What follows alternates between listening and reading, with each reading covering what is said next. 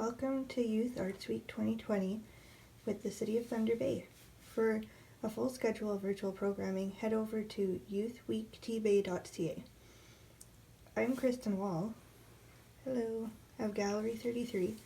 I'm an artist and entrepreneur here in Thunder Bay, and I'm so excited that you're joining me today for my two-part tutorial on self-portraiture. We're going to learn all about how to draw realistic self-portraits using graphite pencils and some marker. You'll learn about the anatomy of the face as well as how to use a reference image, tips and tricks to help you line up your face, and also how to get the personality, because the whole part of doing a portrait is making sure that you're not just drawing a human face, but you're drawing that person. The materials that you need are listed here, but I'll go through them one at a time, and then we'll quickly get into the tutorial. This is part one. There will be another one posted tomorrow for the actual shading techniques. Today is just lining up the face. Okay, so we have our list of materials here. We have, what I like to use anyways, is a 2H pencil and an HB pencil to start. So my favorite brand is Staedtler. So I've got my 2H pencil here. Hopefully I can get it to focus. There you go. And then I have an HB. Now I just am using these two specific pencils for this part because these are going to help me line up my picture and then also allow me to do a little bit of shading. Later on we'll be using some of these other pencils, but just for this part we're using these two right here. Then we're going to need a white eraser, again, Staedtler. It's a good size. You can use it like this, but you can also cut off pieces if you want to use something a little bit smaller. Because we also can use a handheld tiny eraser. You can see here that it's about the same width as a pencil. So I like to use this to do tiny details. And then we'll need an eatable eraser. I keep mine in a plastic bag just because it's a little bit sticky and it helps me protect it from dirt and hair. So this is squishy, so you can squish it and mold it and use it in a variety of different ways. This will probably come in, sorry, I'm just going to pull it out of the bag. This will come in more handy in the shading part, but we might still use it in this part as well. But just so you know what you're looking for, it's a little bit squishier, so you can mold it and use it in whatever shape you want, and this is used more to stamp the pencil off, not so much to erase. And then of course you need a pencil sharpener. This one has two sizes, because sometimes you want to use the bigger one to just get the wood to go down, and then use the smaller one to actually sharpen the lead. I just found that out this year, which is fun, because before I didn't know why it was like that. And then that's all we're going to really need for drawing implements, but then you're also going to want a thicker paper. The one I'm using is called Stonehenge, but there's a lot of sketchbooks that have them as well, that have a thicker paper.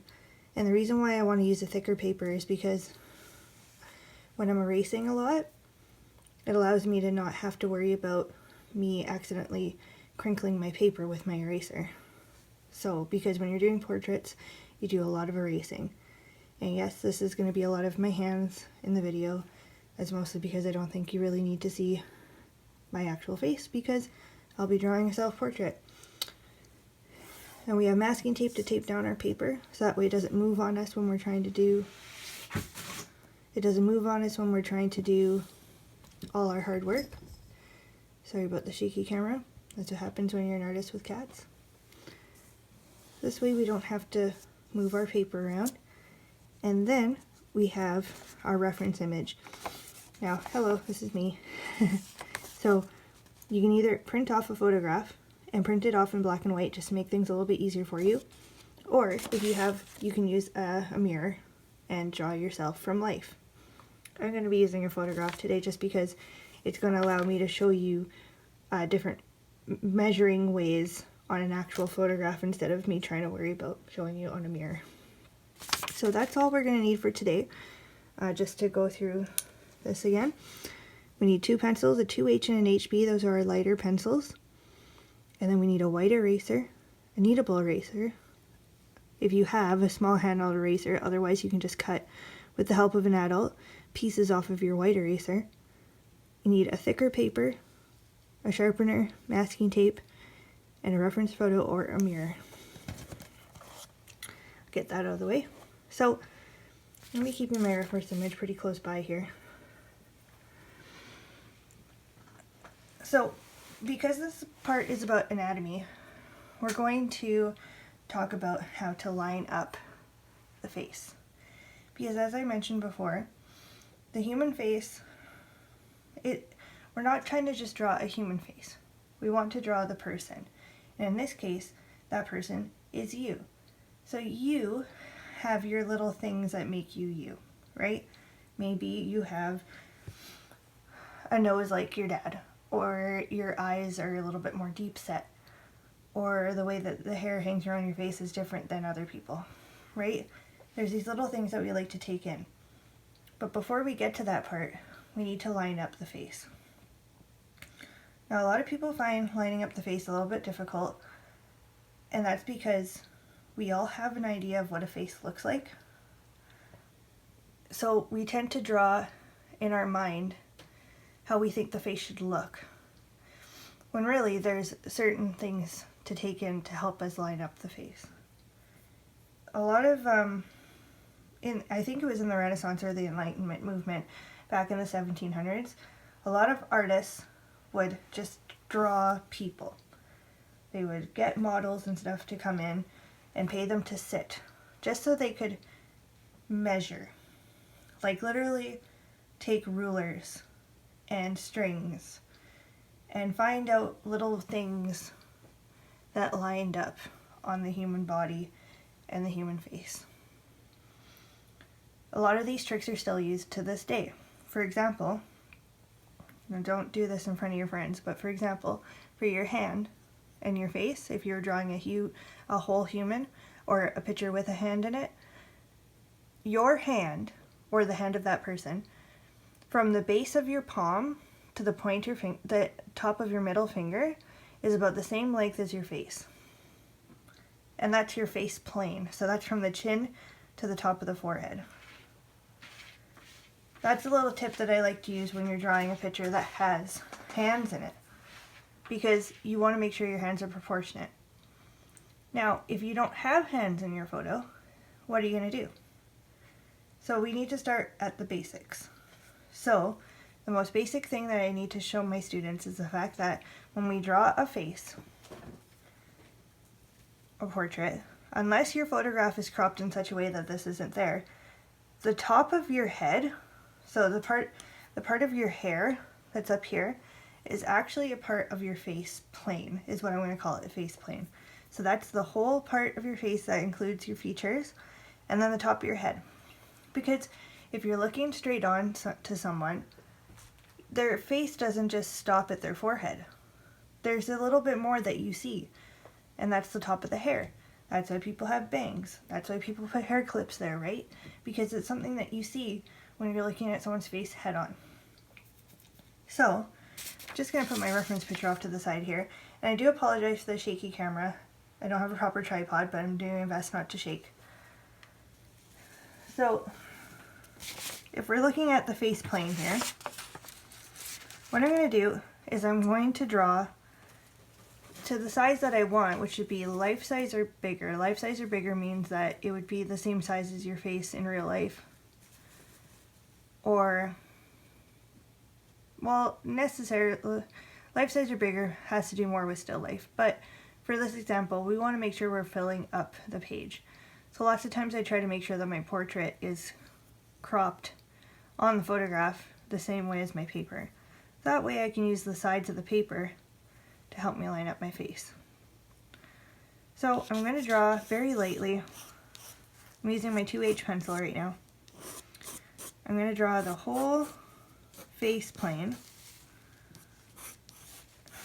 Keeping in mind I'm doing this very sketchy at first because I know I can fix it later, but I'm drawing very, very lightly because I want to be able to erase this and not dent my paper. We all know what that's like when you accidentally dent your paper, and later on when you're trying to shade, you got all these little dents that you can't fill in. So, I'm taking in the shape of my face here. I've got a pretty oval shaped face, a little bit of a pointed chin. Hey. They don't need your peanut gallery. I'm doing this in live stream format because I just find it easier to talk this way, so don't mind the cats. So,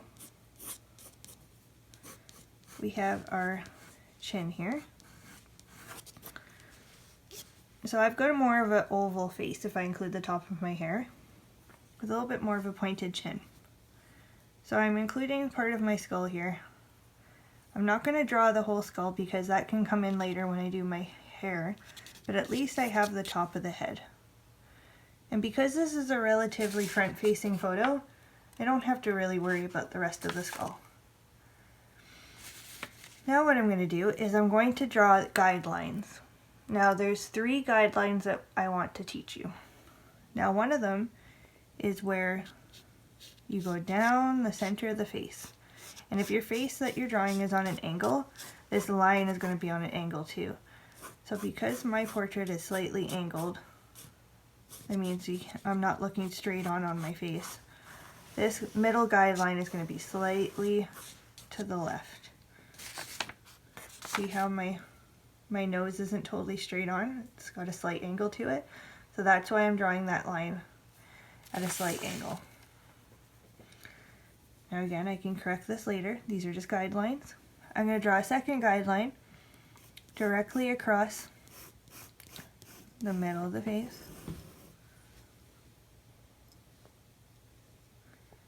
This is going to be our guideline for our eyes. Because in most cases, our eyes are directly in the middle of our face plane, including the top of our hair. So that's why we draw that line there. Now depending on the person that you're drawing,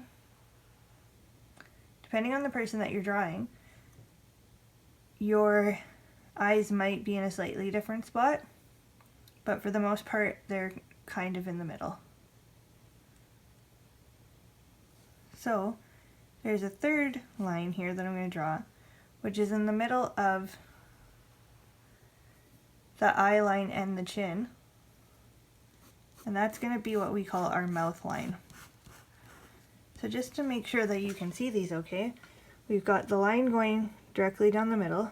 We've got one going in the middle horizontally, and one going through the middle of those two. So we have our nose line, eye line, and mouth line. Give or take, depends on the face, right? So after I have these lines here, what I'm going to do is I'm going to roughly draw the size of my eyeball and where it is. I can move this around later, but using my nose line as a guide, I'm going to look at the whole shape of my eye here.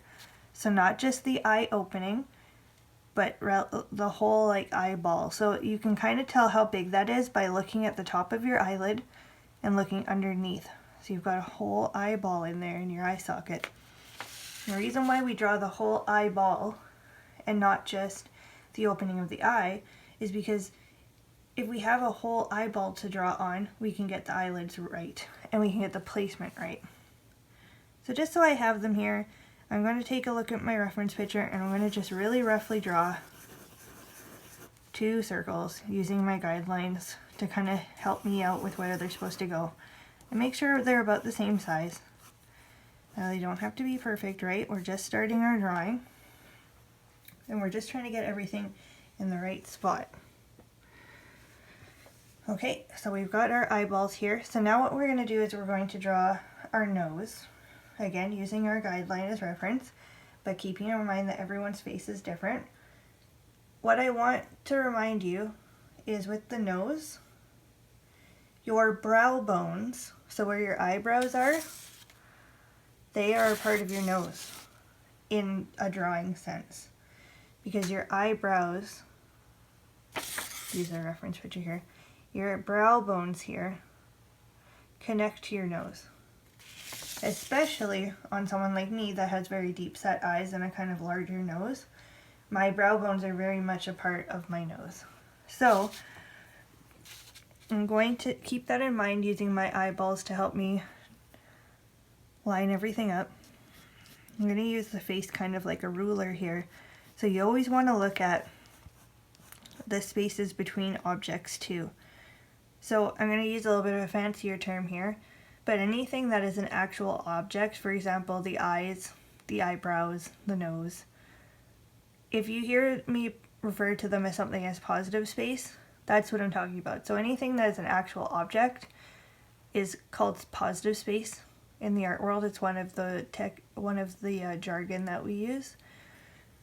And anything that's in between, so any skin that's in between those objects, any spaces that hair makes, anything like that, that's called negative space. And that's just because it's not an exact object.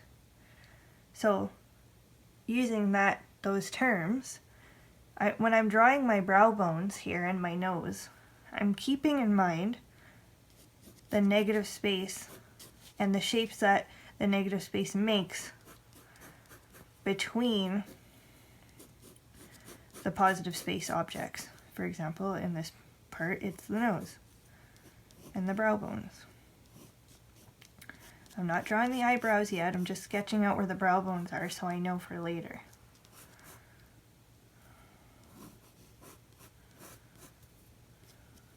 So I'm looking at these little distances, right? Making sure I'm lining it up right.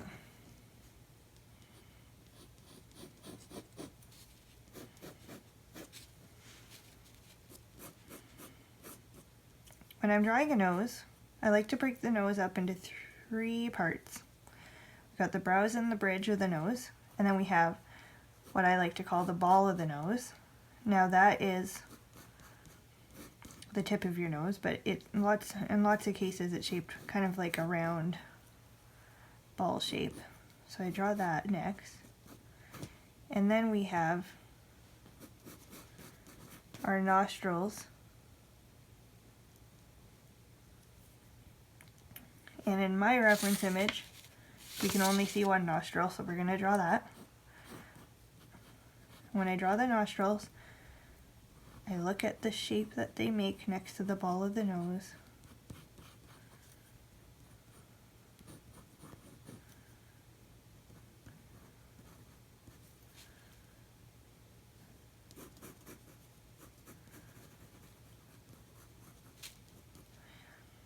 And you'll notice I haven't really touched my eraser yet, and that's because I like to sketch everything out first.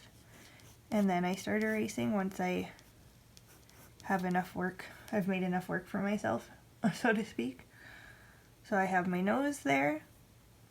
I'm going to shade this a little bit more later, but this is just an idea of where the nose is, because the nose is the center of the face. So once you have your nose part figured out, then it gets pretty easy to line up other things.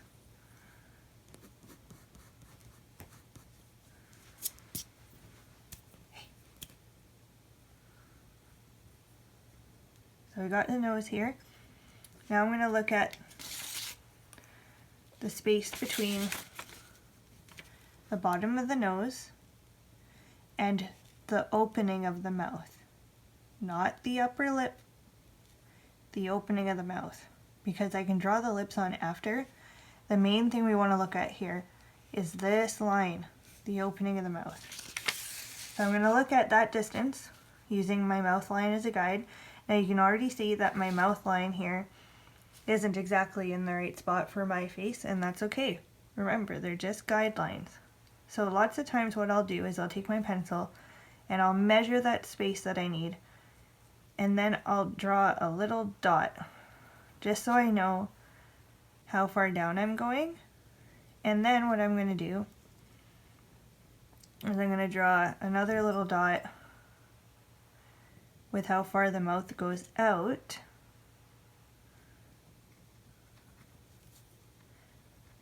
I will recommend too that when you're drawing your first self-portrait to try to use more of a neutral expression because smiles can be a little bit more difficult, especially if you use teeth.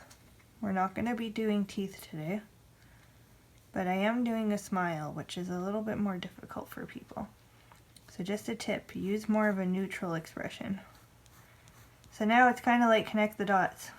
So you're going to connect those 3 dots that you drew, measuring the corners of the mouth with the rest of the face. So on my picture, this corner is just past the nose, and on this side of the face, this corner, a little bit farther past the nose, and that's mostly because my face is on an angle in this photo. So that's why the mouth looks a little bit lopsided.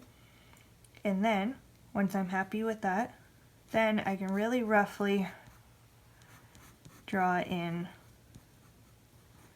the idea of where the lips are. The upper lip is always a little bit shorter than the bottom lip. They're never really the same size. And the bottom lip actually starts in the mouth a little bit. So sometimes, depending on the person, their bottom lip ends up looking longer too, not just bigger.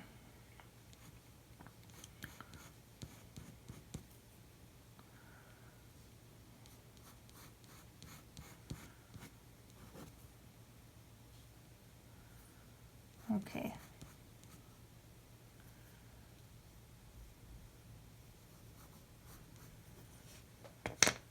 I'll use my eraser quick. This is the little handheld one. This is a really useful tool if you can get your hands on one. So we have the mouth here, we've got the nose, brow bones.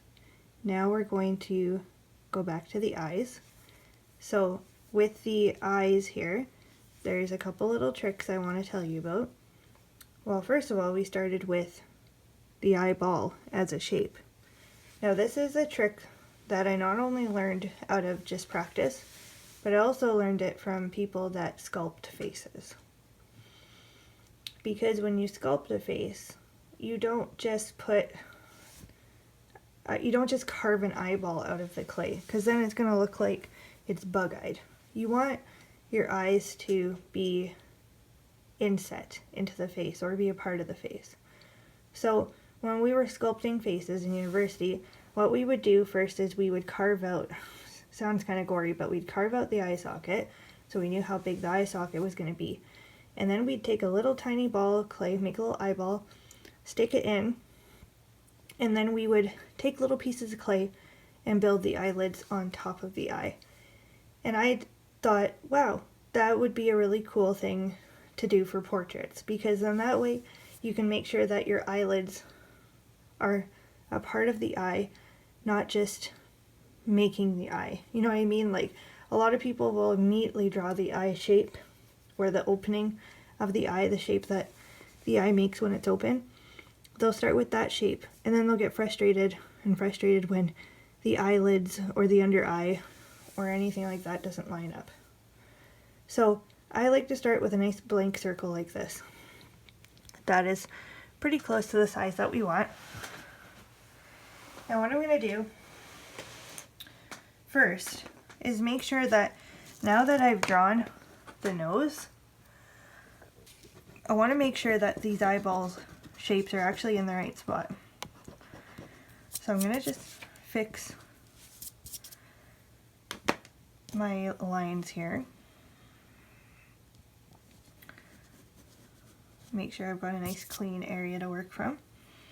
I'm going to double check these distances, because you don't want to draw beautiful eyelids and then have to move the eye.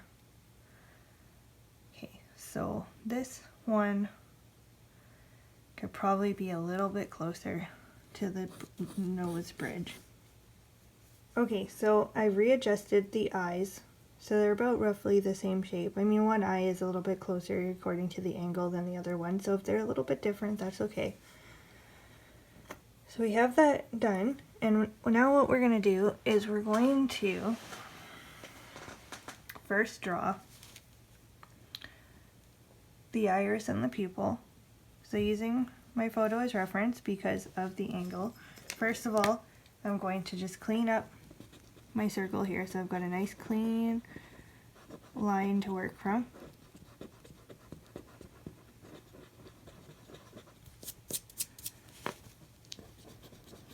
Get rid of the guideline that's in the middle here.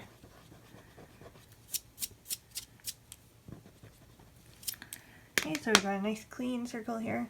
So we're going to use our photo or mirror as a reference, and you're going to draw first the iris. And the eyes are a little bit off to the side because they're looking towards the camera, and the face is at an angle, so keep that in mind. Don't draw them directly in the middle of the eye unless they are. So there's my iris, and then I'm going to draw the pupil, which is always in the middle of the iris. Make sure they're about the same size, just like that. So of course this is going to look a little weird at first, and that's because we just have eyeballs here. They don't have any eyelids or anything. So first thing I like to do is I like to just shade in. I might switch pencils. I like to just shade in the pupil so then it doesn't look quite as jarring.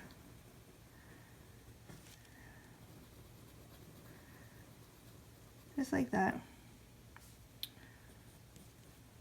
And then what I'm going to do is I'm going to look at my reference photo, and I'm going to see where the eyelid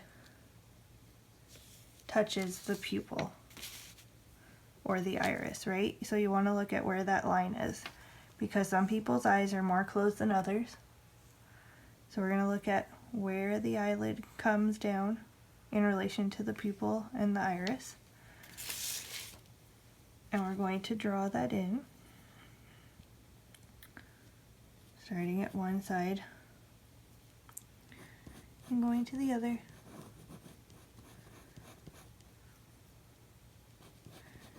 And that's how we're going to create our eye shape. Same thing with the bottom eyelid. So you want to make sure that you look at where it relates to the iris as well. Most people across the board have had their bottom eyelid just go under their iris. It's more the top eyelid that we have to pay attention to.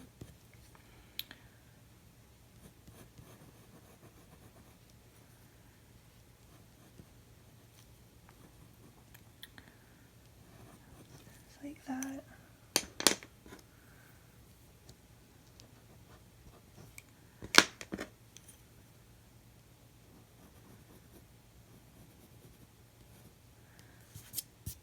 And that's how you get your finishing the eye opening. And then you're quickly going to just draw in the eyelids where you need them in the under eye, and then do the same thing to the other side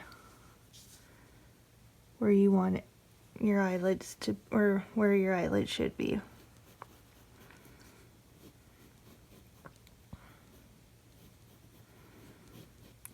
Using your picture as reference, right?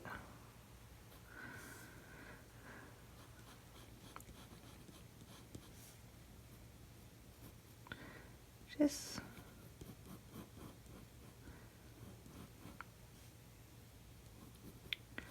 keep in mind you can always fix these a little bit more later, right? But we want to make sure that we get as much information down as we can right now. And then again, draw in your eyelid and any other information you might need.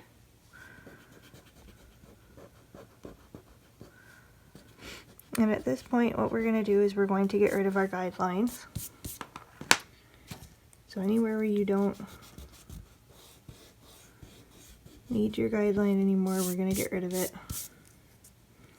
Because at this point, everything's here and they're just going to get in our way.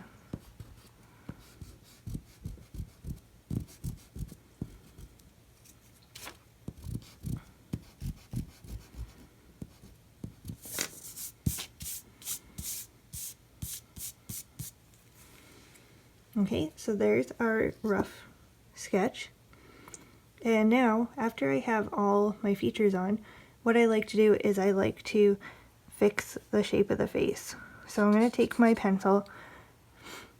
I'm just going to make sure that my face that I'm drawing has the right shape to it, so I'm just sculpting out the cheeks, making sure that it actually kind of looks like the person that I'm drawing, in this case myself.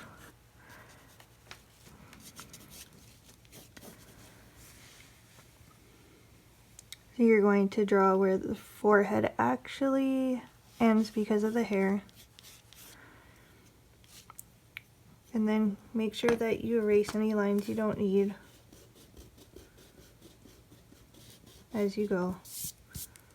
So then you have more of a cleaner slate to work with, and of course this works out better when you draw very, very lightly with a lighter pencil.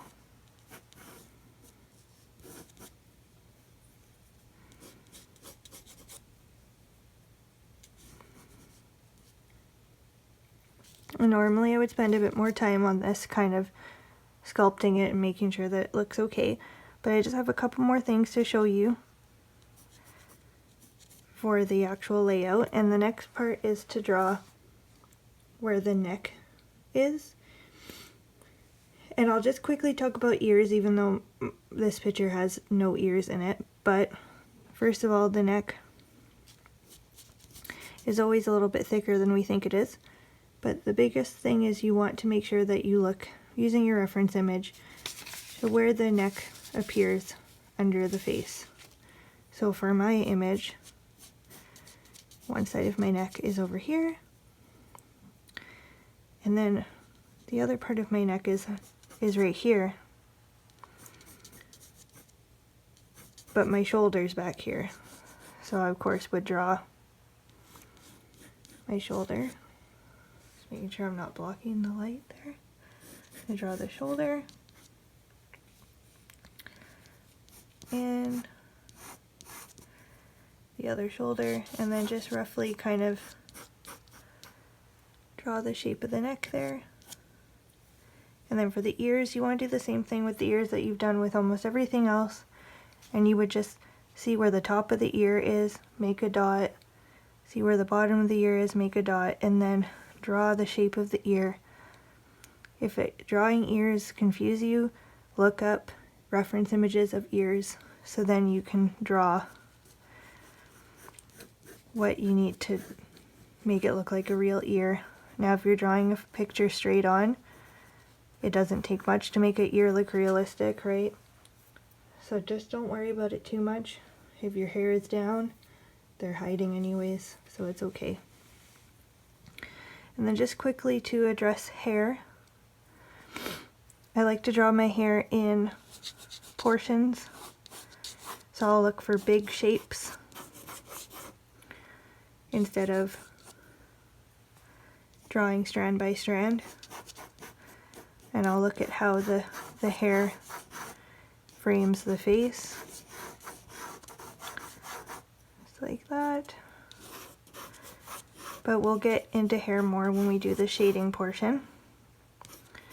But for now, I would just work on getting those nice large shapes of hair, just so you kind of know what you're working with when it comes to shading.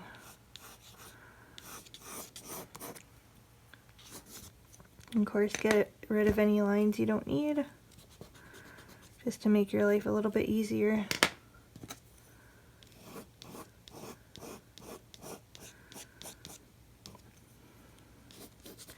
And of course, we need some eyebrows.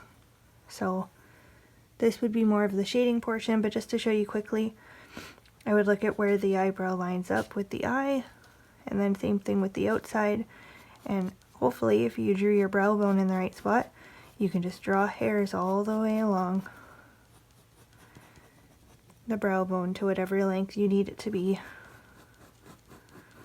And then when you do the shading part, you can make this darker after. But that is the basics of drawing the face with the anatomy of the face here. So you can see. Of course, I would take a bit more time on this and make sure that I fine-tune it a little bit. But that's how we get that started, and that's a great place to start when it comes to drawing a portrait. And there will be a Q&A on this later, but that is part 1 of how to make or draw a self-portrait. And I want to thank you for joining me, and make sure to check out the self-portrait challenge that's happening all week, which is why we're doing a lovely self-portrait. If you go to Thunder Bay Culture and Events Facebook page for details on how to participate, and then come back tomorrow, that's Tuesday, for part 2 of the self-portrait tutorial. After we will have a Q&A after tomorrow's show, and I will answer all your questions that you had about drawing portraits, just in case I wasn't exactly clear. That will be on Zoom or over Zoom at 3 p.m. And if you'd like to participate in that, email culture@thunderbay.ca to get the meeting info. Bye for now, and I'll see you tomorrow to cover shading. Thank you.